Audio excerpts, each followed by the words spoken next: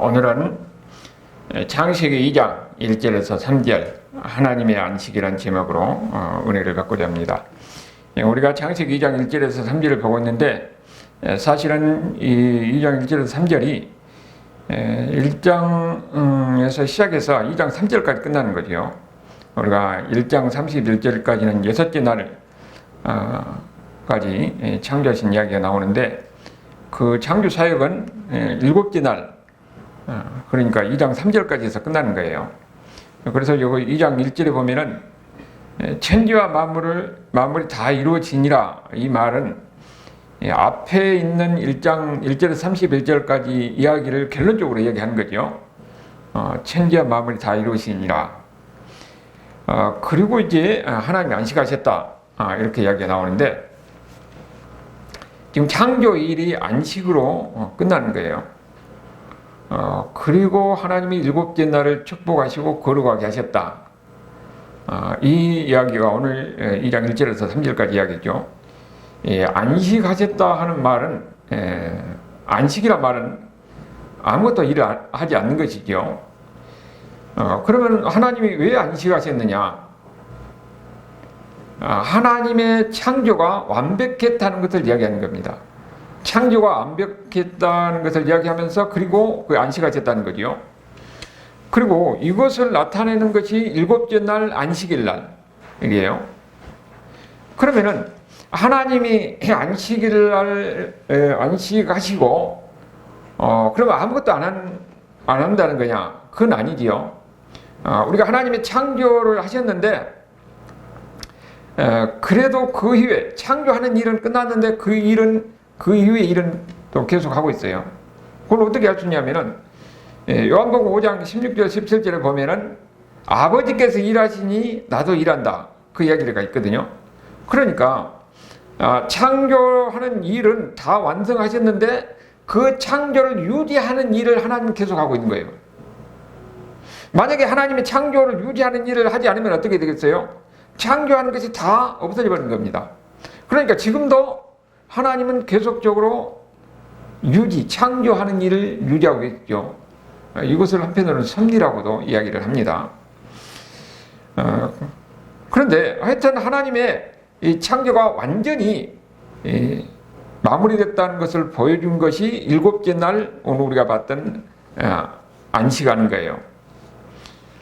그리고 이 안식의 개념 속에는 평강과 기쁨도 같이 들어가 있는 겁니다. 그러면서 오늘 뭐라고 그랬어요? 그날을 복되게 하셨다, 이렇게 얘기하는 거죠. 그러니까 여기 복되게 하신 것은 우리가 창세기 1장 27절에서 보면은 사람을 창조하시고 그리고 28절에 땅을 정복하고 충만하라, 뭐 이렇게 이야기하는데 이건 물질적인 복을 이야기하는 거죠. 그러면 여기서 하나님이 안식일을 복되게 하셨다는 것은 이런 물질적인 복뿐만 아니라 영적인 복을 포함하는 그런 이야기가 되는 거예요. 그리고 여기에 지금 안식, 창조하시고 안식하셨는데 이 이야기가 어디 나오냐면 출애굽기에, 출애굽할 때 그 이야기가 나와요. 출애굽할 때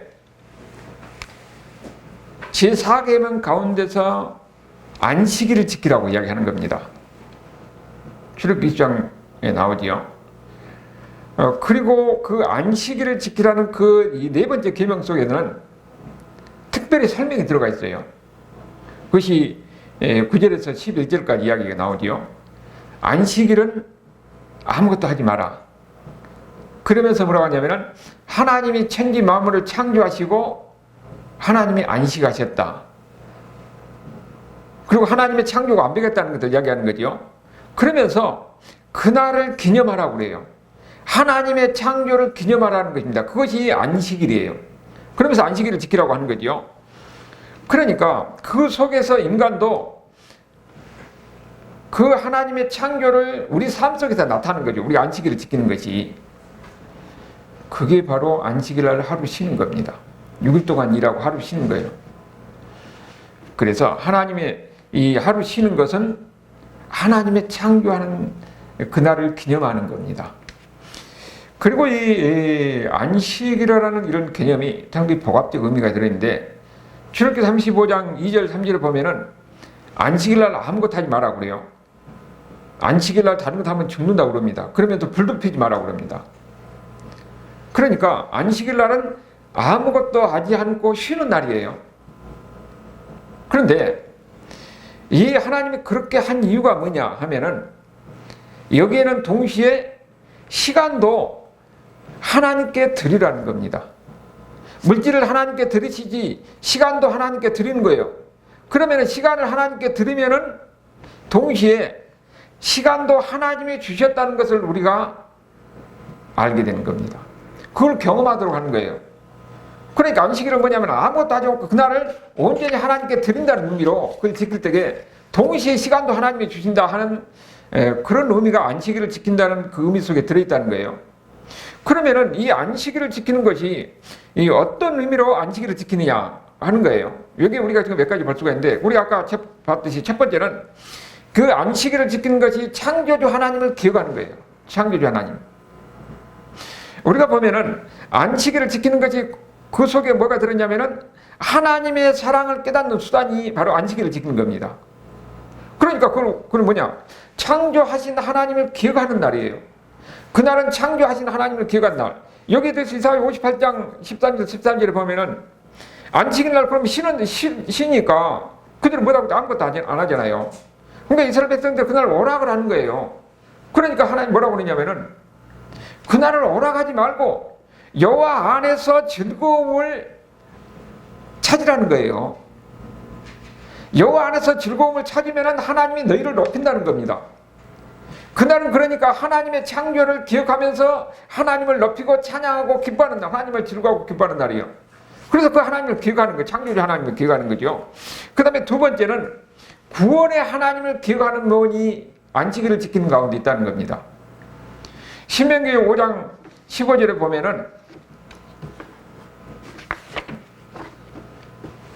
하나님이 애굽에서 너를 인도하여 냈다고 그래요. 그러면서 안식일을 지키라, 그렇게 이야기합니다. 하나님이 구원하셨던 것을 기억하라는 거예요. 하나님의 천지 만물을 창조하신 창조주 하나님이 완벽하니 창조하셨지요. 그리고 그 완벽함을 나타내는 것이 바로 안식입니다. 그 안식 속에서 아담과 하와가 거기 에덴 동산에서 사는 거지요. 근데 그들의 죄를 범하니까 거기서 에덴 동산에서 추방됩니다. 그래서 더 이상 그들에게는 안식이 없어요. 그들이 추방되는 가운데 안식이 없는 삶은 어떤 삶이었느냐? 죄악의 그 극치가 달하는 거예요. 죽이고 죄악을 범하고, 그런 가운데서 하나님은 홍수로 그들을 심판하지요. 그런데 그 가운데서 노아를 살렸는데 노아 후손도 똑같이 악을 범하는 거예요.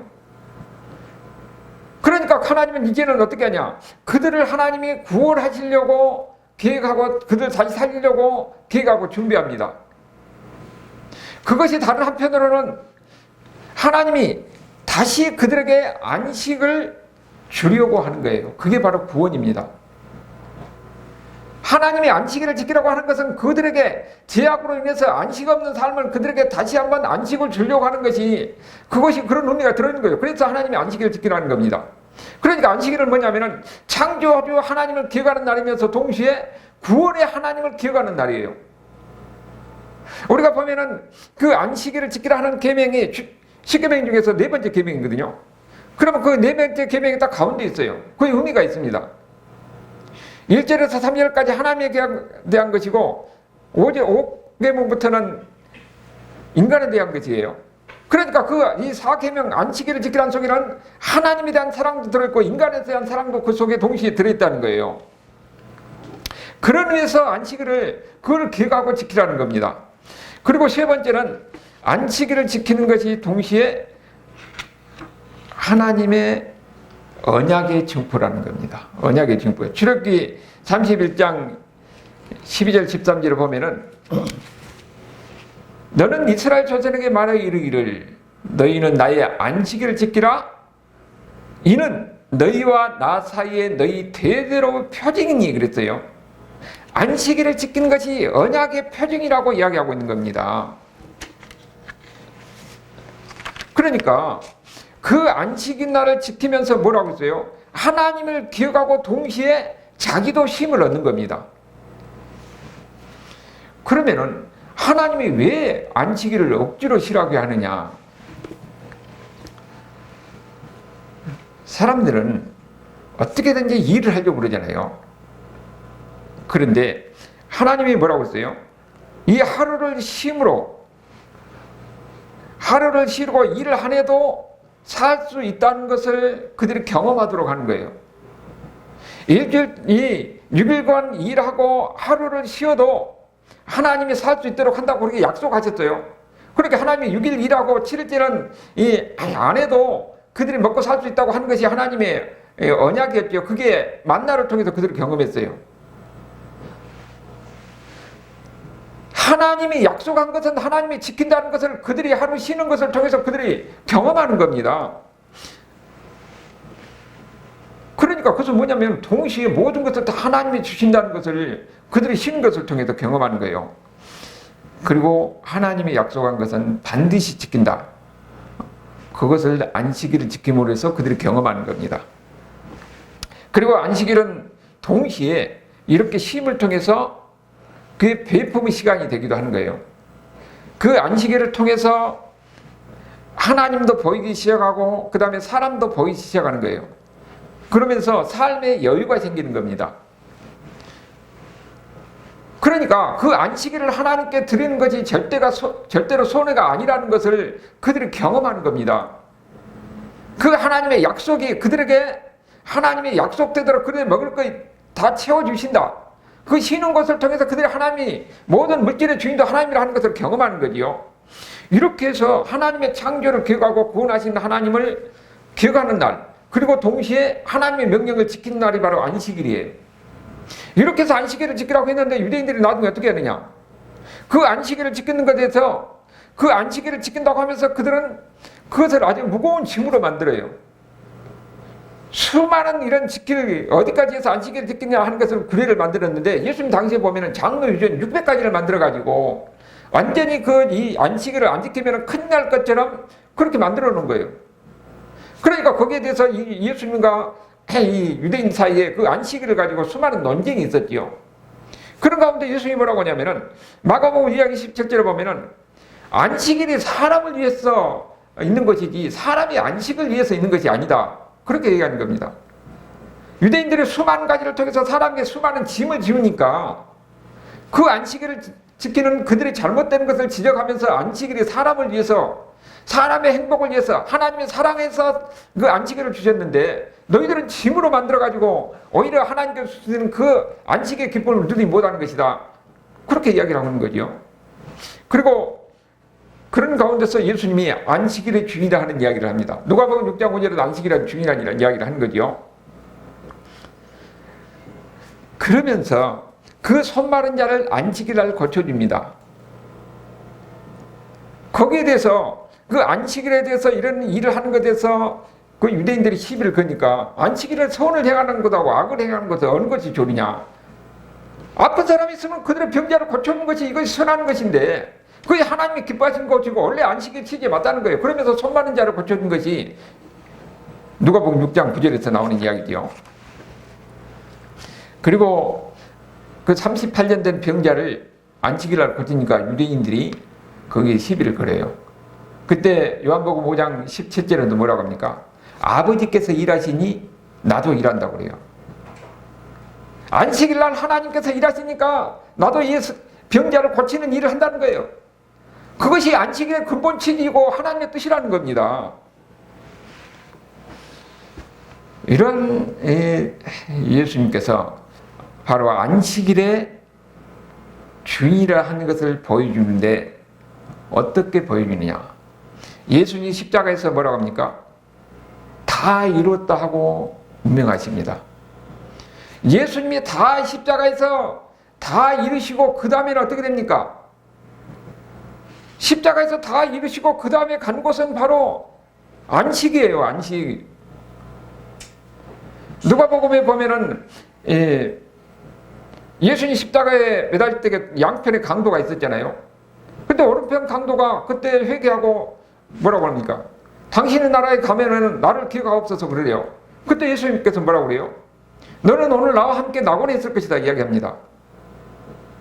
그러면은 예수님께서 이 십자가에서 다 이루시고 그 다음에 가는 곳이 어디입니까? 낙원이에요. 낙원이 바로 안식을 하는 것입니다. 예수님이 그러니까 다 이루시고 간 곳이 어디예요? 안식에 들어가신 거예요. 하나님의 우편 보좌에 안식했다는 것은 앉으셨다는 것이 안식하셨다는 겁니다. 안식하는 곳이에요. 이게 같은 의미죠. 그런데 우리의 첫 열매 맺으신 예수님이 이렇게 모든 일을 다 마치시고 낙원에 들어가셨어요. 안식에 들어가셨어요.